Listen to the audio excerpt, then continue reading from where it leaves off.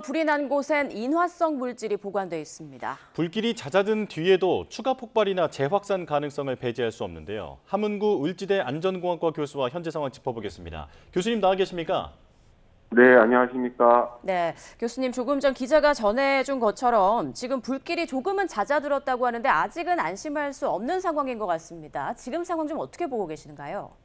네, 그렇습니다. 지금 그 기자 브리핑에서 들으신 것처럼 실제로 그 사류 위험물에 해당되는 우리가 그 인화성 액체다라고 표현을 하는데요.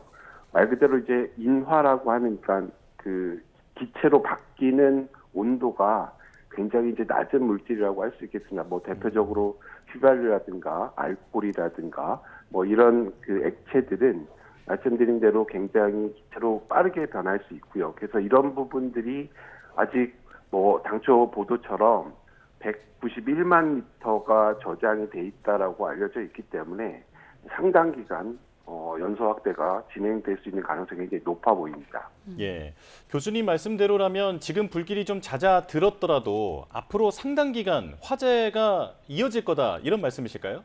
네, 그렇습니다. 그 원래 이제 인화성 액체를 그 진압하는 방법은 말 그대로 이제 주수, 그러니까 우리가 물을 뿌리는 방법보다는 예컨대 포라든가 이산화탄소라든가 이게 이제 우리가 유리화재라고 하는 거는 이제 물을 뿌리게 되면 이 물과 기름이 이제 섞이지 않기 때문에 오히려 이제 유면이 확대되는 이런 양태를 보이고 있거든요. 근데 이제 지금 상황에서는 이미 이제 발화가 시작이 되고 이 보관 창고 이제 전면에서 화재가 일어나고 있는 상황이기 때문에 사실 이제 적극적으로 이제 물을 뿌리면서 냉각하는, 그러니까 다시 말씀드리면 실제로 유류 안에 어떤 물을 뿌리는 방법보다는 주변에 인근 건물이라든가 이런 곳으로 이제 확산되지 않도록 지금 이제 소방당국에서 이 거점을 확보해 가면서 연소를 지금 제어하고 있는 것으로 이렇게 보여지고요.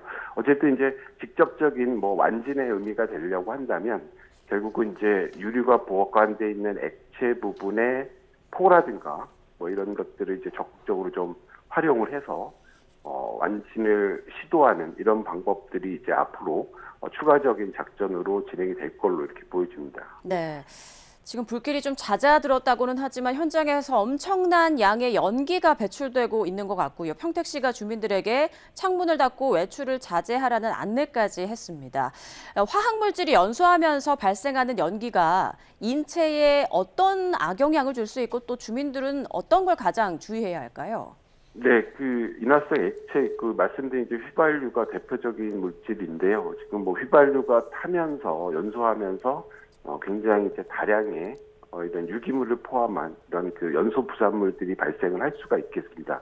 그래서 이런 그 소위 말하는 연기 안에는 우리 몸에 굉장히 좀 치명적인 여러 가지 물질들이 포함이 되어 있거든요. 그래서 주변에 계신 분들은 적극적으로 이런 연기가 집안으로 들어오지 못하도록 잘 막아주십시오. 창문이라든가 이런 것들 꼭 닫아주실 필요가 있겠고요. 불필요한 외부 출입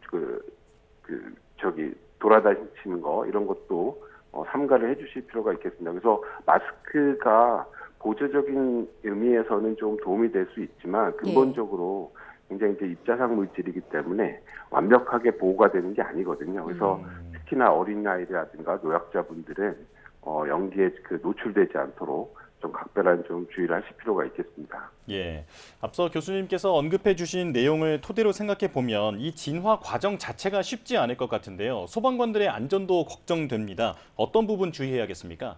네, 지금 그 보도에서 들으신 것처럼 이제 다행히 이제 인명 피해가 없어서 굉장히 다행스러운 일인데요. 그러니까 다시 말씀드리면 보관 창고 내부로 진입하는 부분들은 상당히 이제 제한적으로 이렇게 선택을 할 문제고요.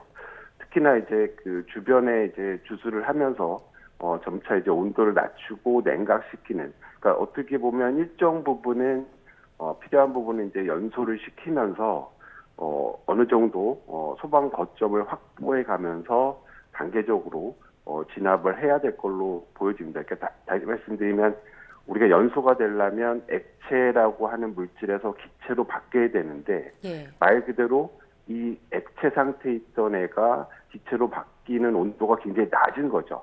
그러니까 굉장히 낮은 물질이기 때문에 그 위험물이라고, 사료 위험물이라고 우리가 특별히 지정을 해서 저장이라든가 취급이라든가 이런 부분들을 지금 통제하면서 사용을 하고 있는데, 그럼에도 불구하고 지금 이렇게 이제 연소가 확대되는 상황이기 때문에 지금 뭐 소방대 내부 진입이라든가 이런 것들은 아직은 좀 고려할 사항이 아닌 걸로 이렇게 보여집니다. 네, 일단 대응 2단계에서 큰 불을 잡은 뒤에 오늘 오전 5시 16분쯤 대응 1단계로 낮춰진 상황인데 앞으로 모르겠습니다. 지금 현장에서 진화 작업이 계속 이루어지고 있는 상황인데 언제까지 계속 또 주민들과 소방관들은 좀 주의를 계속 기울여야 할까요?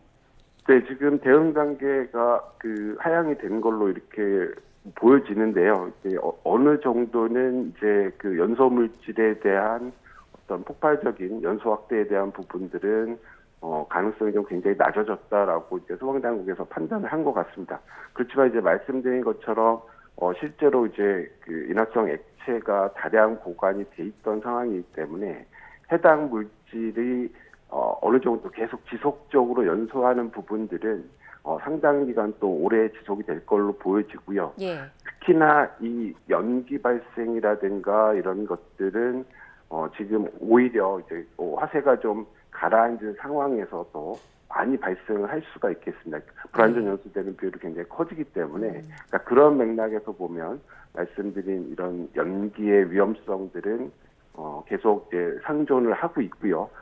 따라서 이제 말씀드린 것처럼 불필요한 외출, 접촉, 노출 이건 좀 상가를 해주실 필요가 있겠습니다. 네, 불이 잦아들었다고 해도 지금은 연기의 위험성이 무척 크기 때문에 주민들의 각별한 주의가 필요하다라는 말씀해 주셨습니다.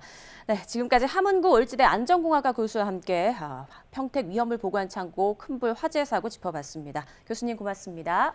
네, 고맙습니다.